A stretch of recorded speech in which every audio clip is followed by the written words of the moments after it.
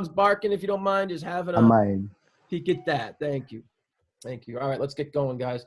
Welcome to today's session. Today, we are going to be discussing the 5 elements of a goalkeeper's development. And with that topic, we have 2 great coaches and better people. We have Tony Elliott and we have Ryan Godda Thompson. Ryan Godda Thompson, we're going to start with you, sir. Ryan is the goalkeeper coach for the Austin Bold FC. He is a former Jamaican international, and 2 proud moments that he has on his resume that I'm always proud to speak of. I won't lie to you, Ryan. Ryan beat the United States 2-1 in 2015 in the Gold Cup semifinal. I always tell him that it was the first time I've ever seen my 2 boys kind of root against the United States because of our relationship with him. And he's also the first Jamaican international to ever play in the UEFA Champions League. So it's a big accomplishment there as well. He is also a USSF National A senior license holder. I know he just got that. Except that you just got that just not too long, a couple months ago, Ryan. So congratulations and welcome. Yeah. Thank you, my friend.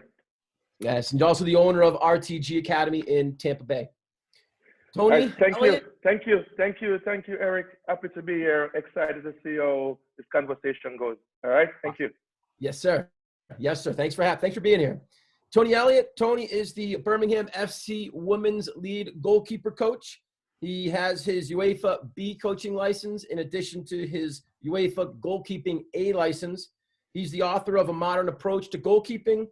He is the lead goalkeeper coach or former lead goalkeeper coach for the FA in England for the deaf-blind football squad, in addition to a former international English futsal national team goalkeeper coach. Tony, welcome, sir. Thank you, Eric. Great to be here again. Great to have this you. Evening over here in the UK, of course. We're just going past 10 p.m. now. So it's been a long day. I've just arrived back home from our game versus Arsenal in the WSL top league of women's football here in the UK today. So unfortunately, we got beat 3-0, but it's a tough game, but a good performance from our goalkeeper, Hannah Hampton, today. So really pleased with that. But great to be here. Great to see the numbers. And really excited to be doing the work this evening with you guys. So what we're going to do, we're going to start off with an overview with Tony.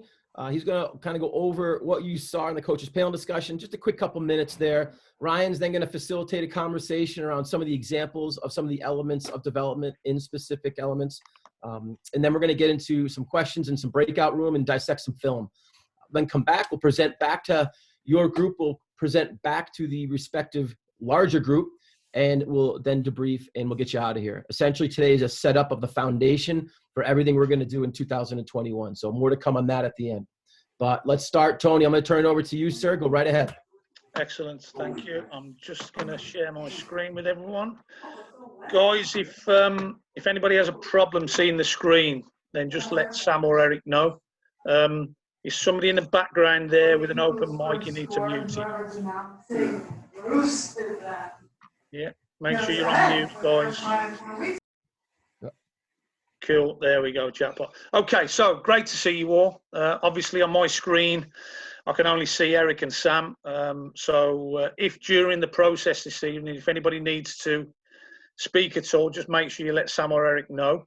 But as Eric's alluded to, we're going to focus on something that we started beginning the works on in April, May time this year, which was the 5 elements of development, okay? And looking into how we develop goalkeepers holistically across those 5 elements of development, okay? So just a quick brief overview of what are the 5 elements of development, okay? As I said to you, they're used to develop goalkeepers holistically, okay? And obviously to give you a better understanding of a certain skill or technique that your coach might be trying to get across to you in any given session. Obviously, this is based on analysis, okay? And obviously, it'll be working around goal setting throughout your sessions and then throughout the games that you go into. And what we're trying to do with this, guys, is to encourage coaches to break down the sessions because we need them to consider the impacts that their coaching, the way that they work with you will have on you as goalkeepers. So in essence, that's what we're trying to look at when we look at the 5 elements of development. As you can see there, I've created a 5 elements wheel as such. So we've got at the top technical, then we work around to tactical, physical, psychological, and social. No one is more important than the other, and as you can see, they all interlink. As I've put the arrows in there for you to show that not one is more important than the other, but they all complement each other. Okay, so when we talk about the characteristics of a goalkeeper in the modern game, what are we looking for? We're looking at their technical ability. Okay, do you understand, and are you going to be able to develop the technical side of your game? So can we work on your technical ability? Do you have tactical awareness? So can we bring you a broader understanding of your role within the game, but also do you begin to understand the tactical side of the game? Do you have the physical capability to be a goalkeeper? Obviously, we're going to look at some of those physical aspects when we go into the that element of development.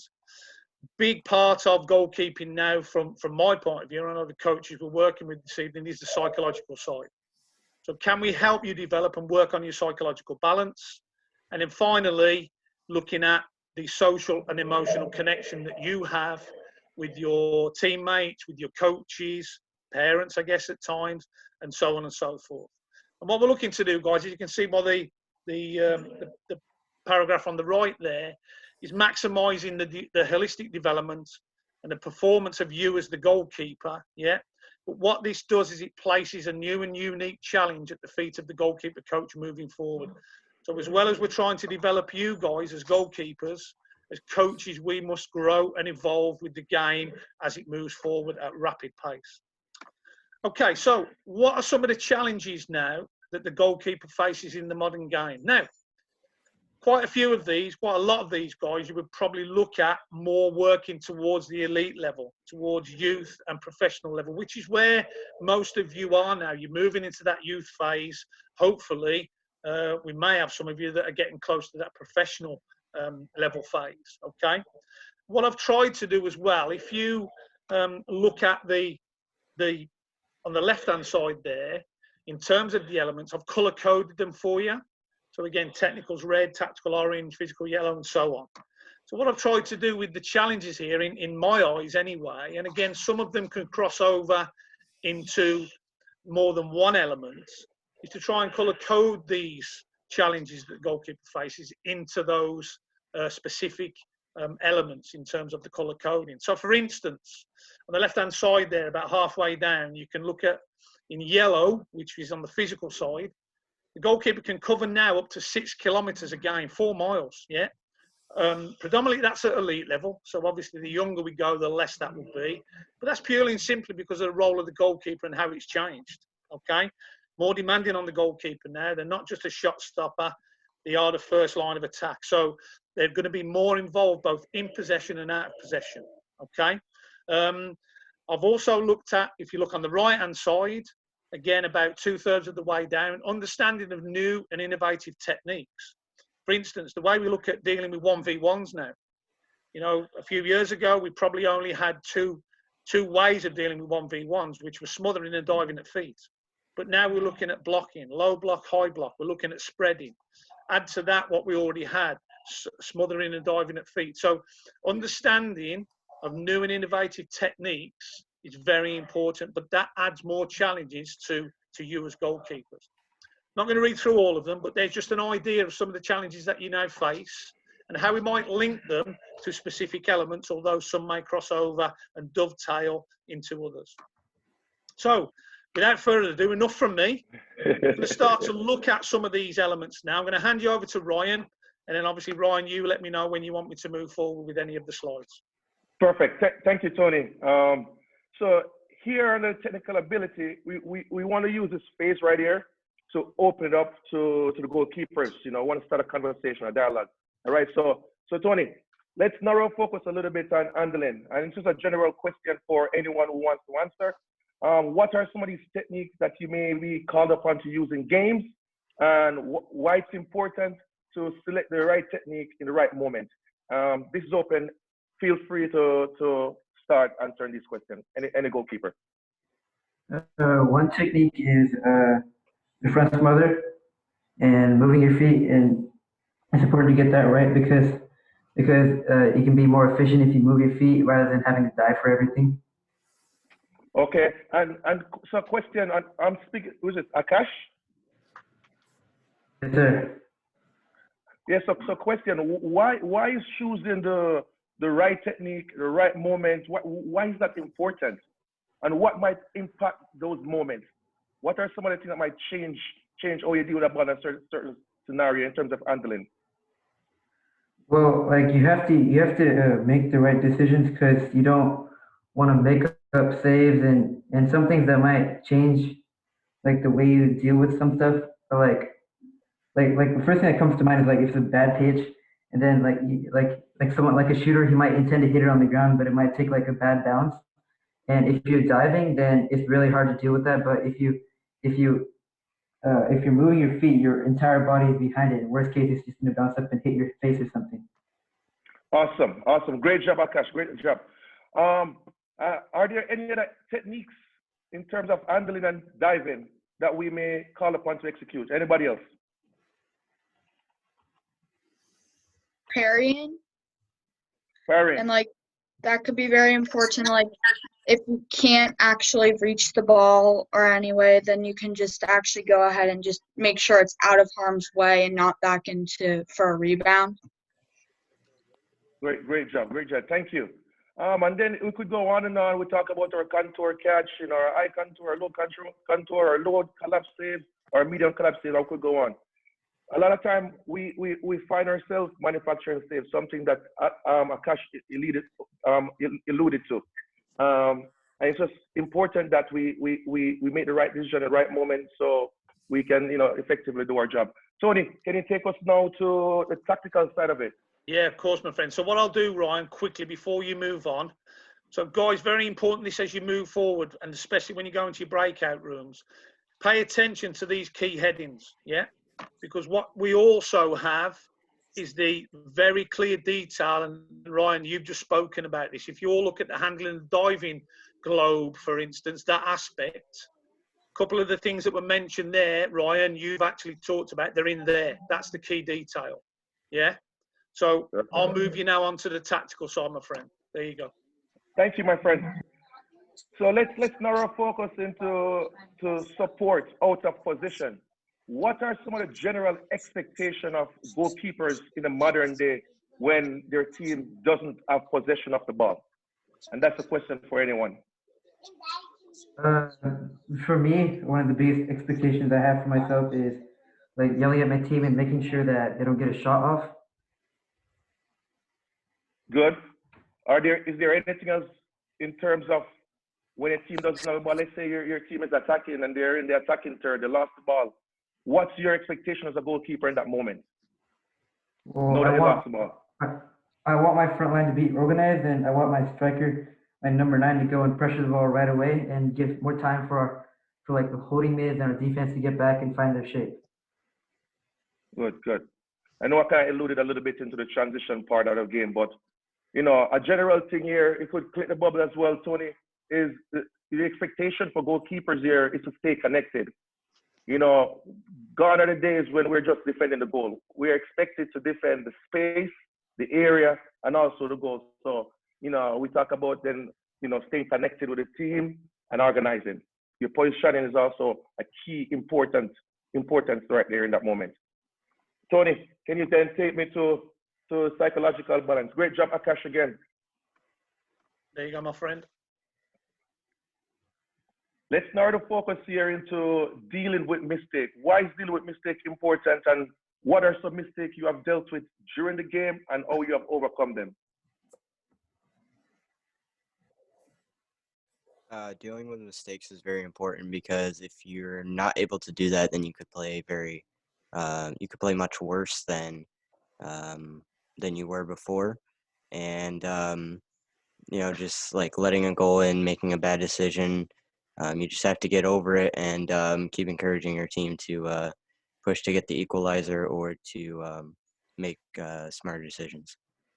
Good job. So let me ask you this question again. How have you personally dealt with the mistakes? How did you get over it? Personally, I just like think to myself, there's always another chance. There's always another opportunity. There's always a way to score in the opponent's net, and there's always going to be more shots where you can make up for that mistake that you made. Good job. Good job. Coach, can I add something? Absolutely, Akash. So what he said was great, and he's right. Like you can't get salty about your mistake and then forget to believe that you'll get another chance. And another thing that's helped me get over my mistakes is like the relationship with your teammates, because there's a lot of times I've been in situations where I wasn't really like close with my teammates, and they get really mad at me if I made mistakes. But this year it's been different because me and my teammates like were really close, and every time I make a mistake, they're like, "It's okay, man. It's okay. Well, you'll get another chance," and that's really helped me deal with mistakes. Ryan, yep, go on. Ryan, can I just flick you on? So with reference to who was that just mentioned that the connection with the teammates? Akash, brilliant. Well, so look at this slide, my friend. Okay. So when you look at this slide, when we talked about the social connection, huge now when you think about the game of football, in particular the role of the goalkeeper. So not stealing your thunder, Ryan, but I just thought that was perfect time to get that slide on, my friend. So go ahead, pal. No, I think, all the answers so far have been great. And I think a big part, just to add one more thing to dealing with mistakes, as goalkeepers, we put so much pressure on ourselves. The game and the responsibility and all that stuff. But we forget that we're a human being. And I think the best way to deal with that, I'm a human being, then I'm going to move on and learn from the mistake. So that's an advice to, all young goalkeepers, all the goalkeepers, because that's approach, the pros take, and they have to do that, so they could get back in the game to make a save whenever opportunity presents itself again. So back to you again, Tony. Brilliant. Thank you, my friend. So what I'm going to do, guys, I'm just going to pop back. So when we look at now, as I said to you, there's our technical elements, okay? So as Ryan has already guided you through, these are the key aspects that we've come up with, guys. Now, we're not saying that this is everything that is involved in each element. We're just coming up with some key headings for you guys. Then what follows that is some real specific detail around each aspect of that element. So there's your technical, okay? There's your tactical, guys, okay, in terms of considerations of your role within the game and within the team. There's your key detail. Physical, what are some of the aspects that you need to think about in terms of your physical capability, speed, mobility, strength, balance, flexibility, okay, so on and so forth. There's your key detail. Ryan's already looked at the psychological side. Again, dealing with mistakes, emotional control. Are you a good learner? Are you robust? How do you get confidence? How do you lose confidence? There's your key detail. And finally, there's that social side, that I just alluded to and touched on. Again, managing mistakes is in there. Reflective. Are you a leader? Do you communicate well? Are you coachable? Yeah. And again, there's all the key detail that would be attached to those aspects. So we're going to move forward. I'm just mindful of the time, guys. Again, this is just a taster for you of what's to come in a lot more depth of detail in the coming months, through this program. We're going to break off into some breakout rooms. Okay, now we're going to designate a coach with a group of goalkeepers in each of these rooms. Now, what I'm going to do, guys, I'm going to show you some clips. And when you go into your breakout rooms, you'll be working on a specific element. So if you're in the technical breakout room, guys, I only want you to think about and consider what the technical aspects are that you need to think about when you watch the clips, or what affected the situation technically. Likewise, if you're in, for instance, the physical breakout room, only focus on the physical side. When we do a review at the end, if you have any other pointers to add and you think you've seen something from one of the other 4 elements, that's fine. You can feed that back to the group. But in your breakout groups, guys, I only want you to focus on the specific element that we're asking for that group. I just want to make that clear, okay? And obviously look at what had the greatest influence and effect in those moments that we show you in the clips from your elements, Okay. Some idea again, guys, of what I want you to start thinking about when you watch the clips. And these are just some ideas. You'll come up with more. So which aspects, from each of the 5 elements were most influential in the 2 scenarios that you see? What helped or hindered the goalkeeper and his teammates during these game scenarios? We may not discuss all of them as noted there. Okay. And in particular, was there one element, more important than the others during either of these game scenarios? That might be something we touch on at the end. These are just some ideas. You'll come up with more challenging questions and thoughts when you go into your breakout rooms. Okay, so that's what the groups will look like. So if you're told you're in group 1, you'll be in the technical ability group. Group 2, tactical, and so on and so forth. Okay. Sam and Eric have already organised the room. So when we watch the clips, we'll watch them a couple of times. You'll then go to your breakout rooms. You'll have 7 or 8 minutes. Then you'll come back in and feedback. Okay. Eric, are we okay? Can we continue with the clips? Everybody happy? Yep. Looking sharp. Go right ahead. Okay. I'm going to turn the sound down because I just want you to watch the clips first. And what I've done, guys, I've chosen a top goalkeeper from the English Premier League, Kasper Schmeichel. Has a very famous father. Peter played for Manchester United, and Kasper is doing very well with Leicester City at the moment. Enjoy the clips, 2 different clips, and then we'll watch them twice back. Here we go.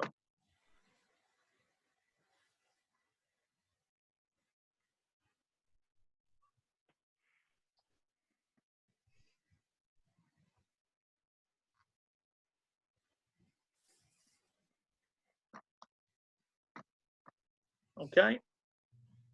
I'll turn the sound up this time, so now you can watch them again, okay, with the sound on.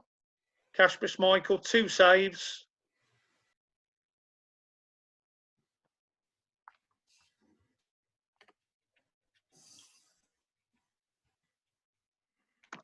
Okay, so hopefully the clips came across okay at your end. Hopefully you've seen 2 fantastic saves by Kasper Schmeichel.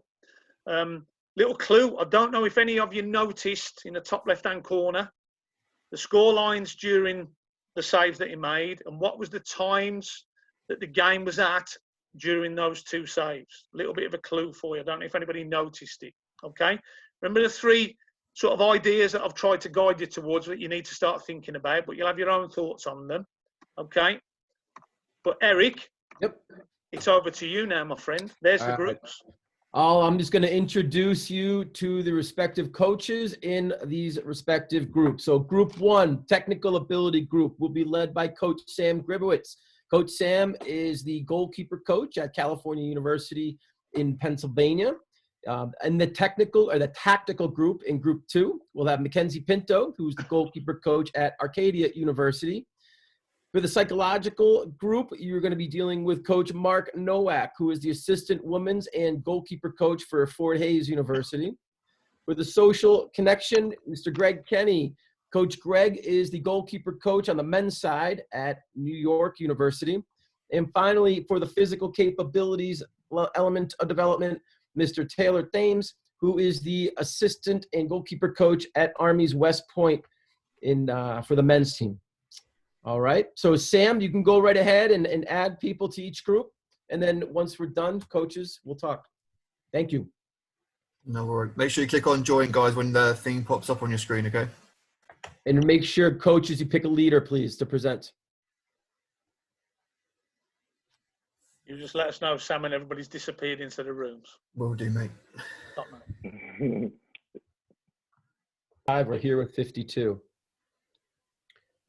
All right. Let's get rolling. All right, Tony, you want to go right ahead with reviewing the clips again? Yeah, we all back in. Okay. So if you remember, guys, just a quick recap. Those are kind of 3 sort of ideas I gave you, what you may want to start thinking about when you watch the clips. So hopefully you discuss those and obviously even more with yourselves and your coaches. So again, let's just watch the clips. And then Eric will take over and we'll start the feedback. So what did you see? What were your findings? What were the important influences?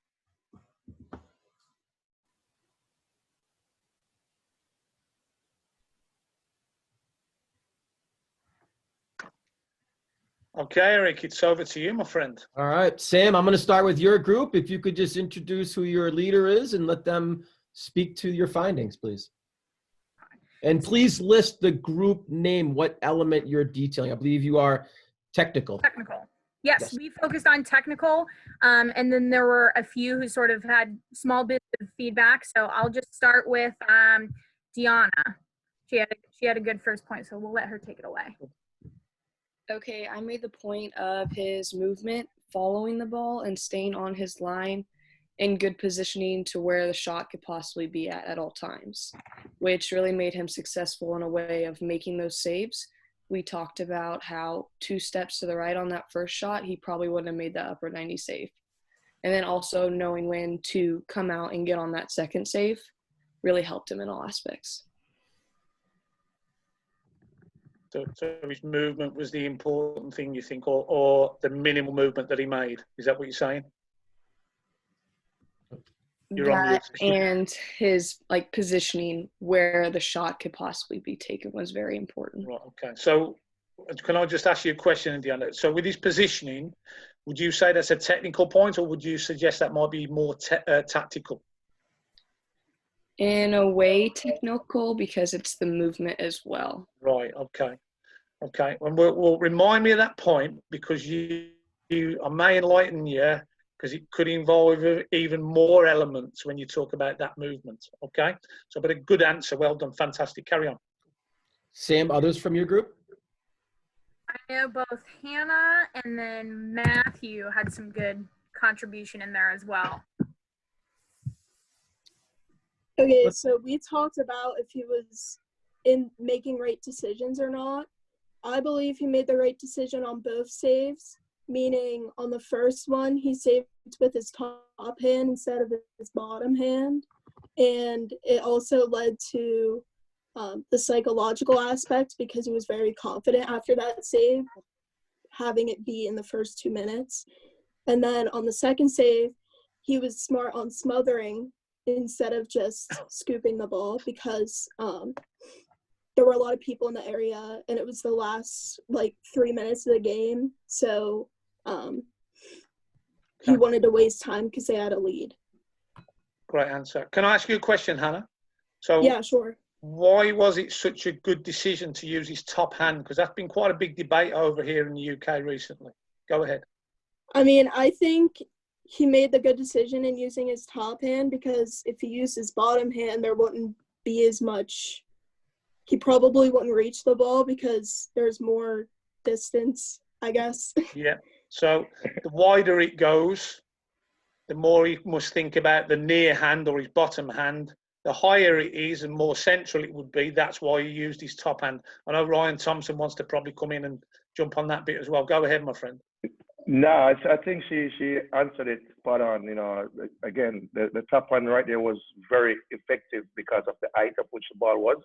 And then, Tony, you just mentioned about the distance when it's away from the body, you know, talk about length or width, then you go with the near and the bottom end. So yeah. Both answers was top class. Well done, both of you. Hannah, can I also give you one little insight into that second save? Have you any idea what kind of save we call that? What do you mean, like the second save he made? The second save he made with his body, yeah. A front smother? Good. Okay. Do you know what we call that in the UK?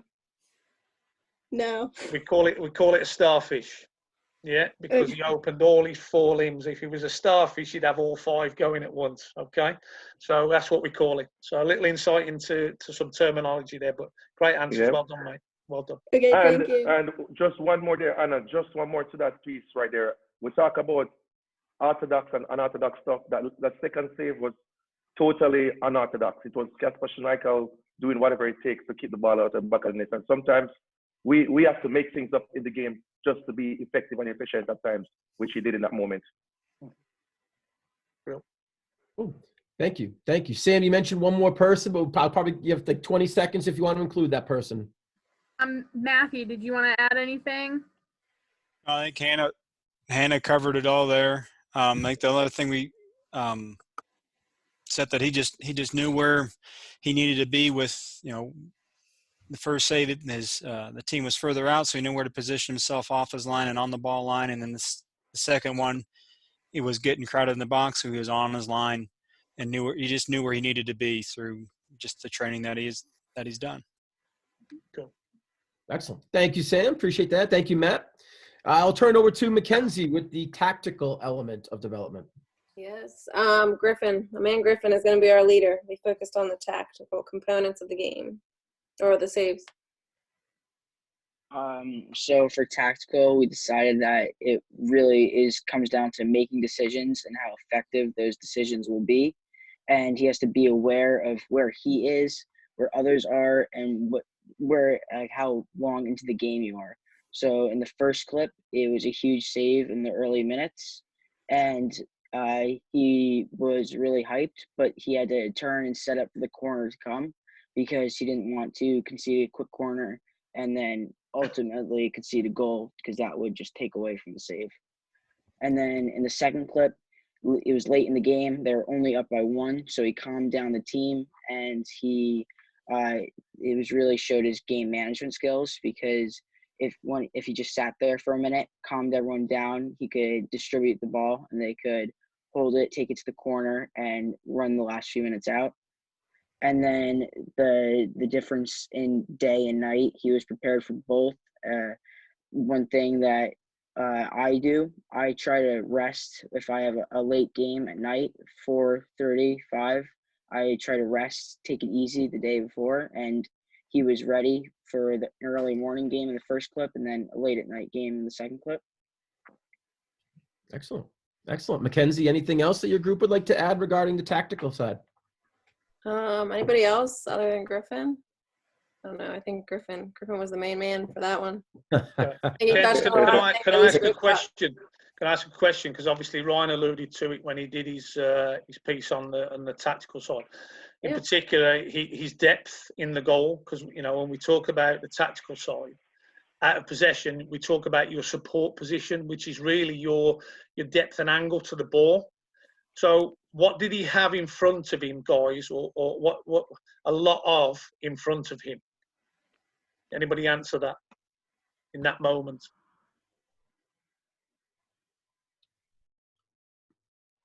Griff, are you going to speak? I think you're going to press your mute button there. No, well, listen, he had a lot of bodies in front of him, yeah? So you look at where the ball was struck from, guys. If he'd have gone down the line too far, it would have killed his reaction time, probably less time to deal with the ball once it come through those bodies.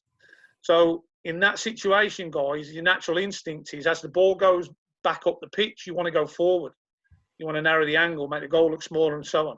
But then you've got to think about what's happening in front of you. So it's the context of what's going on. If he'd have come too high off his line there, he'd have had less time and wouldn't have seen the ball, probably wouldn't have made the save. But he held quite close to his line.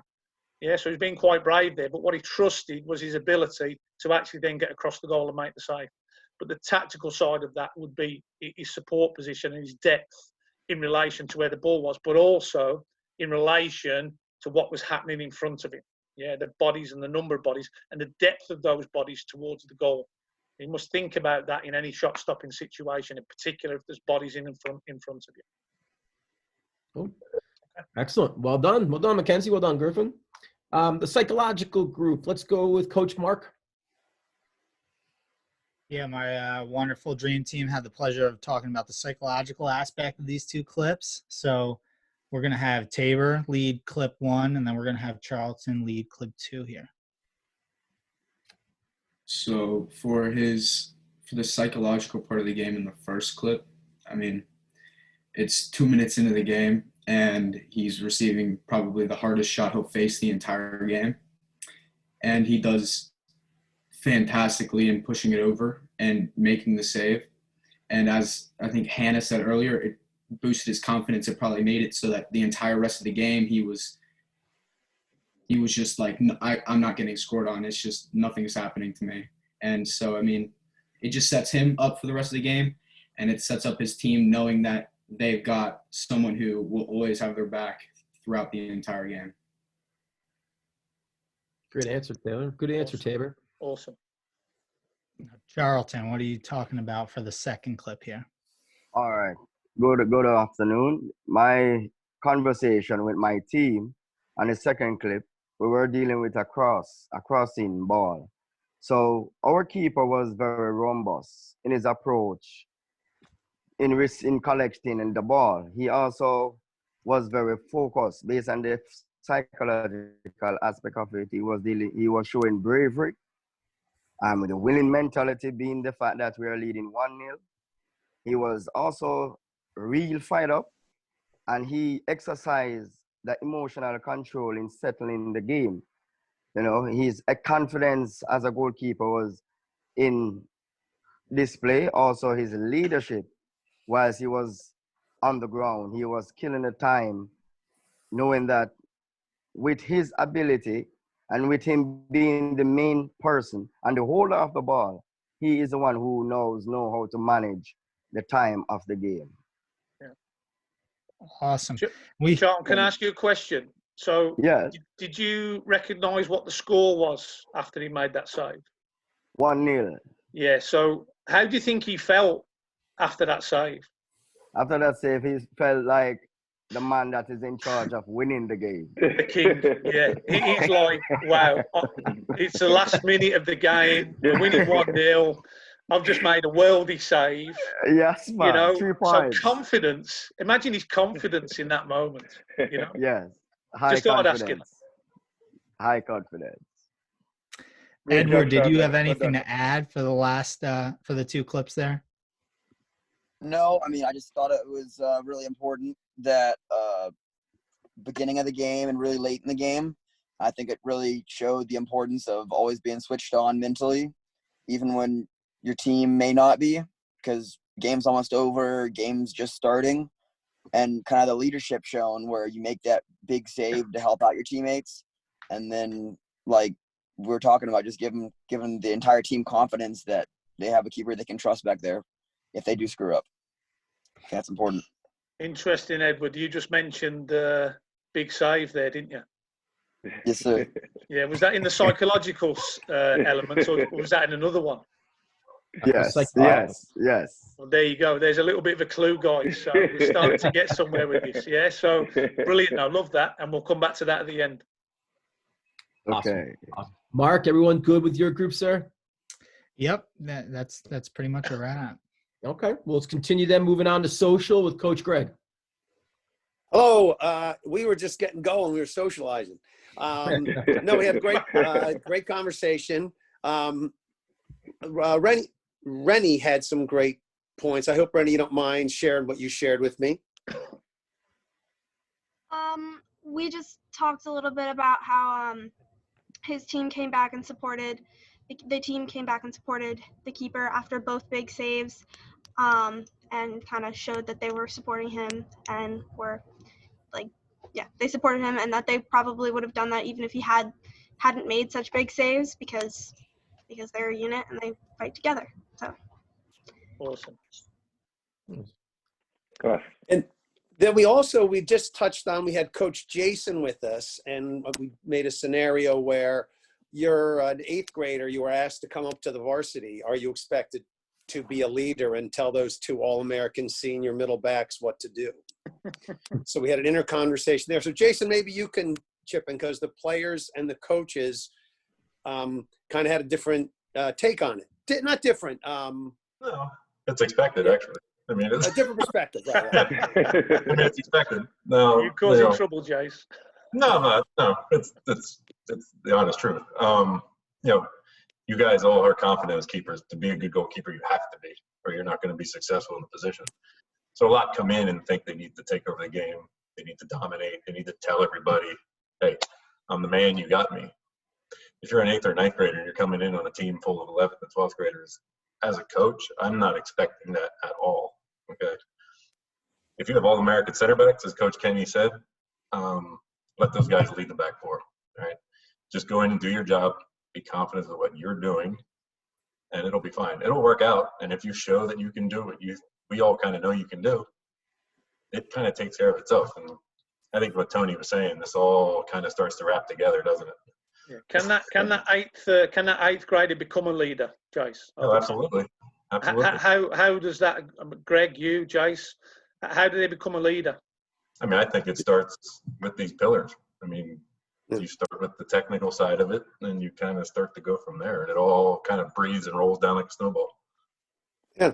I think that's the interesting thing is you're really not a leader, and the leader are two very different things. You're probably not going to become the leader till the seniors graduate, unless you are just a special eighth grader. But you can become a leader by developing confidence that you're a hard worker, you're dependable, and things like that. And I think that's an important thing to know. That social component is something that develops over time, and you can be consistent in your work effort and your energies and all those things. But there's also, a maturation thing that's going to occur just over time that you can't probably hard to rush. Well, I think you can show leadership qualities without being the leader, can't you? You know. Absolutely. Yeah. I think that's where it stems from, and then that's where it grows. You know. Awesome. Can I make a point? One more point? Yeah. Go right ahead. Rennie, absolutely. Well, Rennie actually brought it up because she actually was in this situation this year. She's a freshman playing high school, with your varsity. You're talking 11 and 12th graders. And it's one of those things where I want all of you guys, you young keepers, or this age group, you're probably all 8th, 9th, 10th, 11th, 12th, to understand that as coaches, we're not expecting you to do that. All right. We need you to grow and take your time growing at the pace you're going to grow at. So don't go in with this pressure that you have to take over everything. You don't. Do your job and it will come. Can I make one little last point? Yep. Yeah. Well, ironically, as a freshman, I started at Penn State, and I had a wonderful coach, Walter Barr, some of you noticed, and I was a very good shot stopper and cross catcher. I was not a very good soccer player. So I caught a cross. I ended up throwing it 50 miles an hour at my center midfielder neck high during practice. And the coach said, Gregory, when you say keeper, I'm confident you're going to catch it. When you get it, no one knows what's going to happen. So just catch it and give the ball to a good player. And I felt very good because as Coach said here, I knew my role. I wasn't expected to lead the team. I was expected to do what I was capable of doing. 3 years later, then I had made a couple more decisions. But it's a wonderful it's a wonderful journey that you're on as a goalkeeper. Yeah. Nice. Awesome. Thank you, guys. Thank you, Greg. Last group, definitely not least, the physical side with Coach Taylor. All right, so we had some great feedback from all the goalkeepers, but we chose Perry is going to lead the discussion and discuss clips 1 and 2 for us. Okay, so for clip 1, we said what was important was his explosive power and speed of movement. Without that, he would have never made the save and parried it over. We also said that keeping athletic position and stance was very important, which directly correlates over to his positioning. And his linear ability to track the shot was important, as well as everything else. As well as his flexibility on making the parry save. Without that, he would not have gotten his hand over. And that leads right into his landing, which his body control really helped with. Mm-hmm. Awesome. And excuse me. For the second shot, we said his readiness and alertness for a close range shot was very important, as well as his strong reflexes. And it was more important on the first save, his body control to stay up and be aggressive and be big while getting on that rebound right away. And yeah, that's what we said about his just physical ability to be strong enough to make all the saves. Awesome. Perry, can I just jump in there? Go ahead. You mentioned that there's a little term you used there, speed and movement. When I work with my goalkeepers, I like them to think of in three ways. So speed of thought. So are they processing the information that's happening in and around them and in front of them? Yeah. How quickly can they digest that? And then speed of movement. Okay, so is there a movement required for them to get the correct position to then think about the speed of action? So once they've processed the information, once they've moved to where they need to be, what is the action then that they're going to use and create quickly? So try and remember those three things, guys. Speed of thought, speed of movement, speed of action, and you won't go far wrong. Taylor, I'm going to turn it back to you for any more from your respective group. Ryan, I'll get you after, I promise. No, all good, all good. I was just adding something to what Perry was saying just now. Why don't you go ahead first? I'll get back to Taylor. Go ahead, add to what she was saying. No, please. we just wanted to actually look at the closeness of the shot and his willingness to take, you know, a shot to his body that close. You know, we talk about the robustness, you know, how much days, weeks, and months it took for him to prepare his body to take impact like that, you know. So that was another key part of that moment. Excellent. Back to you, Eric. Yes, sir. Taylor, anything left from your group?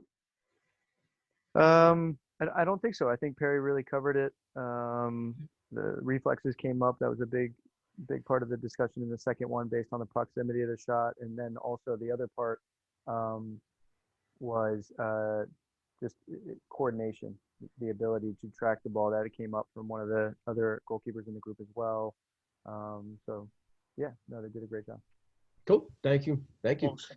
Tony, I'm going to turn it back then now to you and to Coach Ryan. We have around 5 minutes left. I do have some house cleaning items at the end. If you just give me 30 seconds, that's all I need. But I'm going to turn it over to the two of you. Okay, so what I wanted to sort of share with you guys, and I've chosen not necessarily save making. So what you've seen tonight is the goalkeeper working out of possession. Just to flip it on its head, and just to give you an idea of how you focused on individual elements when you've been in your groups. But I think we started to find that a lot of those elements, even in those just two simple clips that you've seen, a lot of those elements can dovetail and come together and conjoin to create a situation or an action, or this is what the goalkeeper faces, okay? So I just wanted to share this with you. And I've chosen distribution here and in possession area of the game. But again, when you look at the 5 elements of development, just look at how many aspects of those 5 elements can actually go into the makeup of a distribution situation. Now, this can be across all aspects of your game. Look how many of those globes that we've shared with you can actually be considered in any given moment, whether it be in possession or out of possession stage of the game. And that's really where we want you to start thinking about. Remember, guys, this is just a taster for you this evening of what's to come in the coming months, where real depth of detail across these 5 elements will be shared with you. And this is how we want you to start thinking, that it's not just one element that makes up the moment. It can be a collaboration across all 5 elements that can link together to actually create a successful outcome, whether that be in a practice situation or whether it be in a game situation. And that's why I think it was important for us to share that with you today. So, Ryan, over to you, my friend. Yeah, thanks, Tony. We talk about just scratching the surface, and I think it's important for us as coaches, as goalkeepers, to understand that the role is ever evolving, and the mindset of learning must take the forefront. You know, because that's the only way we're going to continue to develop more world-class goalkeepers, more leaders. You know, because there's so much more demand for what, you know, is expected of us. So I encourage more platform like this that we're doing. I encourage anyone out there just to continue to be a student of the game, because you're never too old to learn.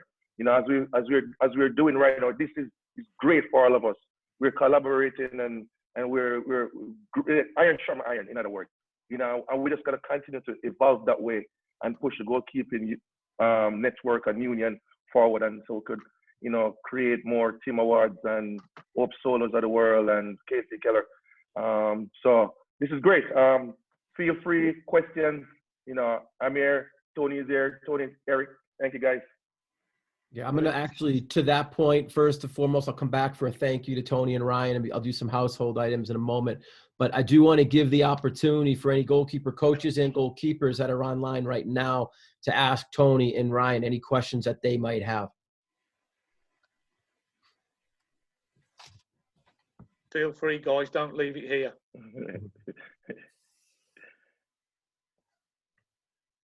I'm hoping that means silence means we've got some. My question, Sean, Yes, Charlton. Oh, what's up, Charlton? I am here, Sir Thompson. My question is, I direct it to you, Sir Thompson. What is the mindset, from your standpoint, where you're coming from as a Jamaican player?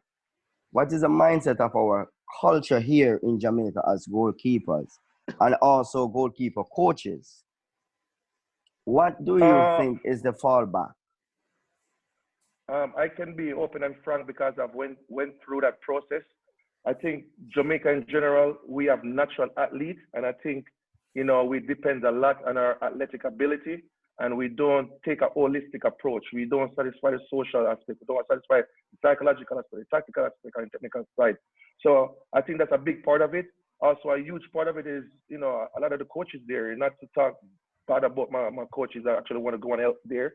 They don't take an approach of a student. They, that's one. And two, the federation itself, could go have a conversation about it all day. The federation don't facilitate, place and stuff for people to grow and learn and evolve. They don't take, for example, they don't take goalkeeping serious. And I think they could just go by, by just being a natural athlete. We have gotten by over the past 10 years, producing 5, professional goalkeeper, Andre Blake, myself, Donovan Rickett, Dwayne Miller, and Dwayne Carr. I know most recently Amal Knight. That's 6 of us. And there's only one coach that came to Jamaica and started that trend. Paul Campbell. We can't stop talking about him because he was the first coach to come to our country and take the holistic approach. And I hope everybody here get a chance to meet that guy because I'm highly influenced by him, and he's highly influenced by Peter Mello, and so it's like it's just you learn and you pass it on. You pass it on to me, and for me, I have to do the same, for you guys, the younger generation that's coming. I have to pave a way. So how I go about doing that? I try to be a student of the game, try to get my license, trying to put the work, try to go on forums like this where I could learn from class coaches here, Tony, Eric, Taylor, could go on and on. Chad, there's a lot of coaches here that, I'm learning from as well. Even though I played it for 16 years, it doesn't mean that I know everything. And I think if we take that approach in Jamaica, you know what, I'm going to be a student and I want to help and develop and take the holistic approach. We will produce not 5, but maybe 20, 30, 40 more professional goalkeepers and leaders, coming out of the country. I think what's great here, Ryan, is that we got a wonderful opportunity to do some groundbreaking work.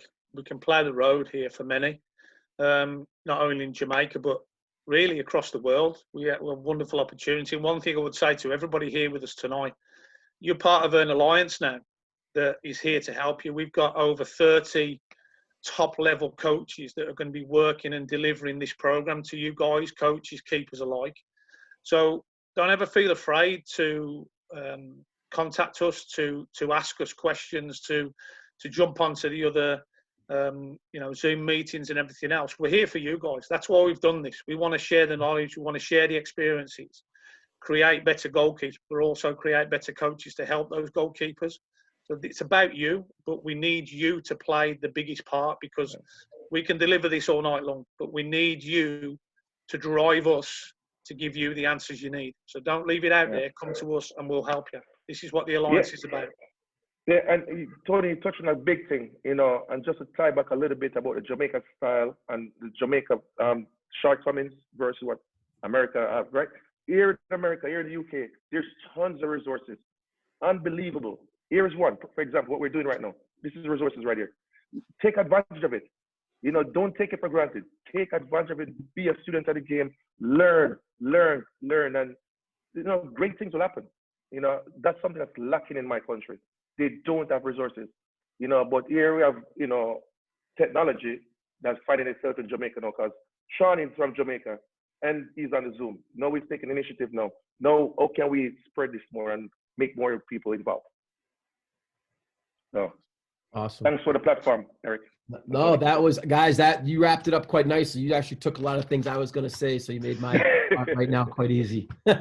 All real quickly, I'll get you out of here. All of you, if you have emailed the United Goalkeeping Alliance at yahoo.com address, you should have a notebook in addition to the 2021 calendar. If you do not receive that email, please make sure you send that email, your email, to that address I just mentioned, and you'll receive 2 emails real quickly after the fact. One being an auto message for tonight, and the other being the information regarding the notebook and the 2021 calendar. Our next meeting is next week. We're going to conduct all December, or that is not true. It's this week, it's next week, and the following, so 3 weeks in a row. Next week, we're going to have Coach Mark Litton. Coach Mark is an ex-U.S. national team goalkeeper coach with our futsal side of things, and also with him will be Coach Rick Stainton. Coach Rick is the goalkeeper coach at Georgetown University. I mistakenly said George Washington, our last one, so my apologies there, Coach Rick. And then the following week, we'll have our Dr. Bill Steffen, Coach Jesse Goldman, who is at Northeastern University and the goalkeeper coach with the men's side there, and Ryan Defaba, who runs a performance counseling group, which is the psychological phase for student athletes. So some pretty exciting coaches that we have on, and it's going to be run very similar to this, where we're looking for your engagement. We want you asking questions, and we're going to try and keep it to an hour. We went 5 minutes over today. Apologies on that, but hopefully you guys found it beneficial. Eric, can I just say a huge thank you to everybody for being here today. Goalkeepers, coaches, particularly those coaches that facilitated the breakout rooms. And again, a big thank you to Sam for looking after the Zoom meeting for us. Well done, guys. Thank you very much for your participation.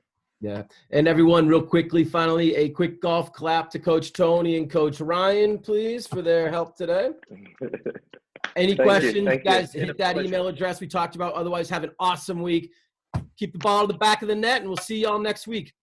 Bye, everybody. Coaches, all coaches, stay on, please. All coaches. Thank you, guys. Can you please Bye. Thank you. Yes. Thank you. Well done, guys. Can you Thank please you. restate the email, please? Thank you. Yes. It is United Goalkeeping Alliance at yahoo.com.